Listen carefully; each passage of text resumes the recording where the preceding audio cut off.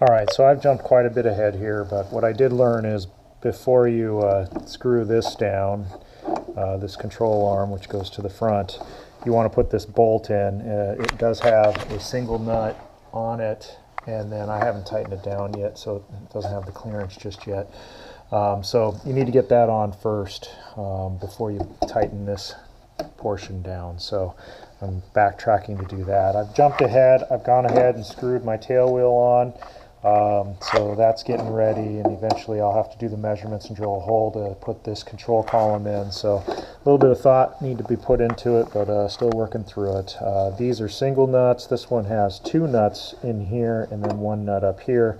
And according to the instructions, the tail wheel section will have the similar setup. It'll have 2 nuts and then 1 on top securing it. So just about done getting through with the tail wheel control assembly. I'm a little gonna have to sit back and think how I get this so that you get the right amount of clearance.